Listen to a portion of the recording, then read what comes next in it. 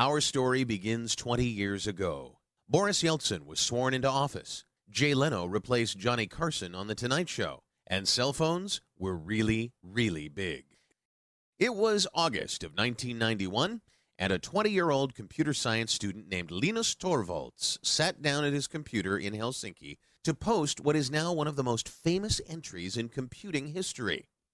Hello, everybody out there. I'm doing a free operating system, just a hobby, won't be anything big and professional like GNU. It probably will never support anything other than AT hard disks, as that's all I have.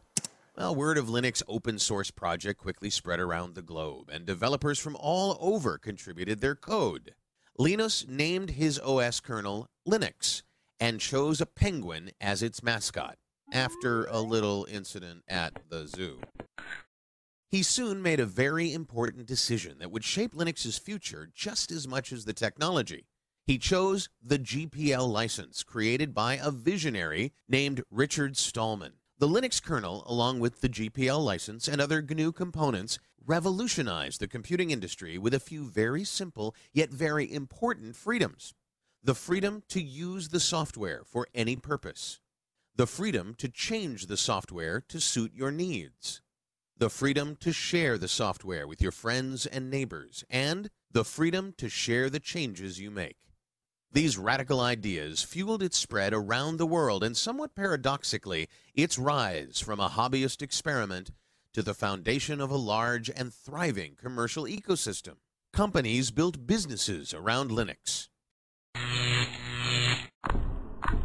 In 1999, Red Hat's stock tripled as it became the first Linux company to go public. That same year, IBM spent $1 billion to improve and advertise Linux. Does he have a name?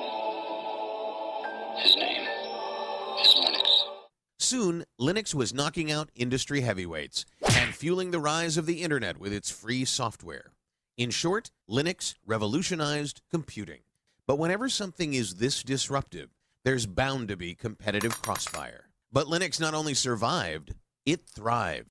Today, the kernel development community numbers in the thousands, with hundreds of companies collaborating on Linux development. Every 3 months, another version of Linux is released. So, where is Linux today?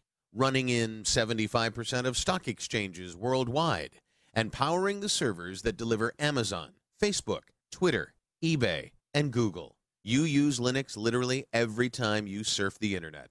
It's in your phone, in your TV, running 95% of supercomputers, and in many of the devices you use every day. Linux is everywhere. And the Helsinki-based programmer who started it all? He orchestrates this worldwide army of developers from his home office in Portland, Oregon, as a fellow at the Linux Foundation.